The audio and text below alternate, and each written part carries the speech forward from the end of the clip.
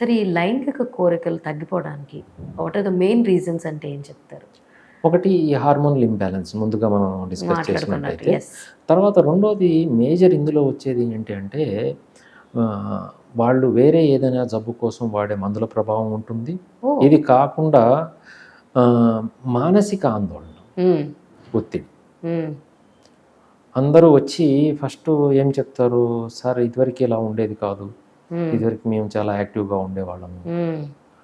ఇప్పుడు" అంటే అప్పుడు ఎస్పెషల్‌గా కొత్తగా పెళ్ళైన వాళ్ళు 10 ఇయర్స్ ఆఫ్టర్ మ్యారేజ్ ఈ డిఫరెన్స్ ఎలా ఉంటుంది? కొత్తగా పెళ్ళైనప్పుడు ఫస్ట్‌గా సమస్యలు ఏముండవు మనిషికి. హ్మ్. ఏ ఆందోళన ఉండవు. అవును. స్ట్రెస్ ఉండదు. స్ట్రెస్ ఉండదు. హ్మ్. 10 ఏళ్ల కాలం గడిచిపోయేసరికే ఇద్దరు హ్మ్. పిల్లలు, హ్మ్. స్కూళ్ళు, ఫీజులు అంటే ఆర్థిక సంబంధమైన సమస్యలు, హ్మ్. సంఘపరమైన సమస్యలు.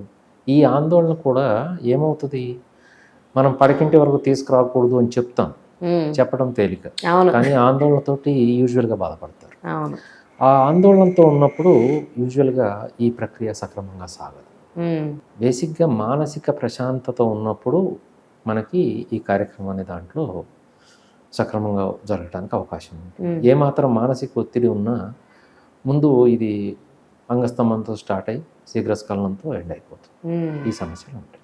సరే ఈ స్ట్రెస్, యాంగ్జైటీ వల్ల కూడా ఈ సెక్సువల్ లైఫ్ డిస్టర్బ్ అవుతదా అంటే what you will say sir?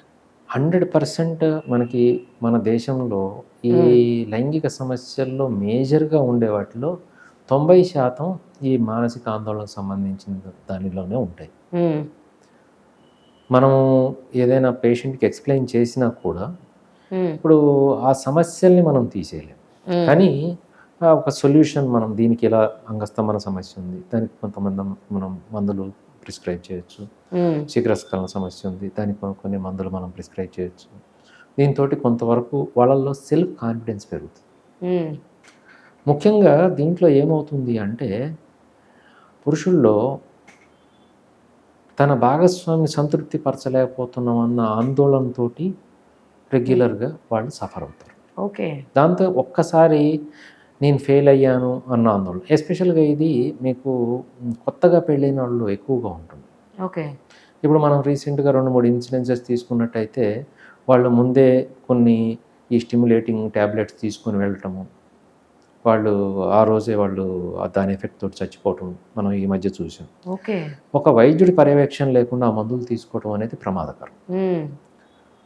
మనం ఎంత డోస్ ప్రిస్క్రైబ్ చేస్తామో ఇది ఒక వైద్యుడి పర్యవేక్షణలో చేస్తే ఎలాంటి హాని లేకుండా వాళ్ళు ముందుకు సాగొచ్చు. ఓకే. ఇది అన్‌ఫార్చునేట్ ఏంటి అంటే వాళ్ళలో ఆ సమస్య ఉండదు. ఉండకపోయినా కూడా భయంతో ముందే ఆ టాబ్లెట్లు తీసుకొని పోవటం మూలంగా హ్మ్.